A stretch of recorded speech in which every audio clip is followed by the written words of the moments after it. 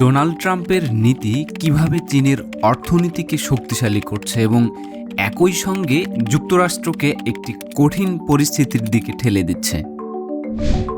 Trump চীনের বিরুদ্ধে শুল্ক আরোপ করেছেন, বাণিজ্য যুদ্ধ শুরু করেছেন, কিন্তু ফলাফল কি হচ্ছে? চীন কি সত্যিই দুর্বল হচ্ছে, নাকি এই নীতি চীনকে আরও শক্তিশালী করে তুলছে? আজ আমরা এই প্রশ্নের উত্তরই খুঁজব। তাহলে চলুন শুরু করা যাক আজকের এই ভিডিওটি। ডোনাল্ড ট্রাম্প যখন তার দ্বিতীয় মেয়াদে ক্ষমতায় এলেন, তিনি বিশ্বব্যাপী আমদানির উপর শুল্ক আরোপের একটি বড় ঘোষণা দিলেন। তিনি এটাকে বললেন মুক্তির দিন। কিন্তু এই শুল্ক কি ছিল? বিশ্বের সব আমদানির উপর 10% শুল্ক, চীনের জন্য 34%, ভিয়েতনামের জন্য 46% আর কম্বোডিয়ার জন্য 49% পর্যন্ত। এই ঘোষণার পরদিনই আমেরিকার শেয়ার বাজারে তীব্র পতন দেখা গেল। কয়েক ট্রিলিয়ন ডলার হারিয়ে গেল এক নিমিষেই। কিন্তু সবাই এটাকে মুক্তি বলে দেখেনি। হাউস মাইনরিটি লিডার হাকিম জেফ্রিস এটাকে বললেন মন্দার দিন।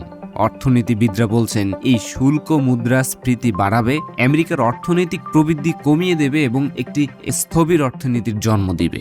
এই শুল্ক ঘোষণার পর থেকেই যুক্তরাষ্ট্র আর চীনের মধ্যে এক প্রকার বাণিজ্য যুদ্ধ আরও তীব্র হয়েছে। চীন পাল্টা জবাব দিয়েছে, যুক্তরাষ্ট্রের আমদানির উপর শুল্ক বাড়িয়ে 84% করেছে। ট্রাম্পও পিছিয়ে থাকেননি, তিনি চীনের উপর শুল্ক হার বাড়িয়ে 145% করেছেন। এমনকি সুইজারল্যান্ডের মতো প্রতিশোধ না নেওয়া দেশগুলোর জন্য 90 দিনের শুল্ক বিরতি ঘোষণা করেছেন।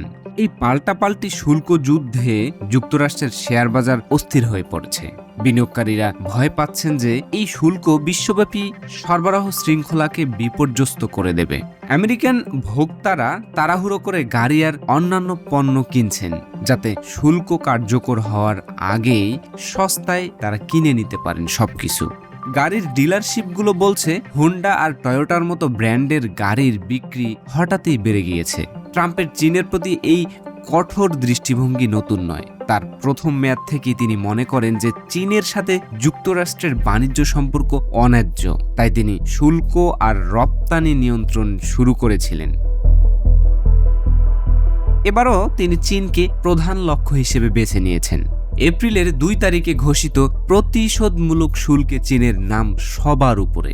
এছাড়া তিনি একটি নির্বাহী আদেশে চীন থেকে আসা কম মূল্যের পার্সেলের ডি মিনিমিস শুল্ক ছাড় বাতিল করেছেন, যা 2 মে থেকে কার্যকর হবে। এর ফলে শেইন আর টেমুর মতো চীনা কোম্পানি আর শুল্কমুক্ত প্যাকেজ পাঠাতে পারবে না। জানেন, এই কোম্পানিগুলো প্রতিদিন 10 লাখের বেশি প্যাকেজ যুক্তরাষ্ট্রে পাঠায়। ট্রাম্পের এই শুল্ক নীতি চীনের অর্থনীতির ক্ষতি করছে বলে মনে হলেও এটি যুক্তরাষ্ট্রের বিশ্ব বাণিজ্যের অবস্থানকে দুর্বল করছে। বিশ্বের অনেক দেশ, এমনকি আমেরিকার মিত্ররাও এই শুল্কের কারণে তাদের বাণিজ্য সম্পর্ক নতুন করে গড়ে তুলছে। চীনের রপ্তানি চালিত অর্থনীতি এই পরিবর্তনের প্রতি সংবেদনশীল, কিন্তু তারা হাল ছাড়ছে না।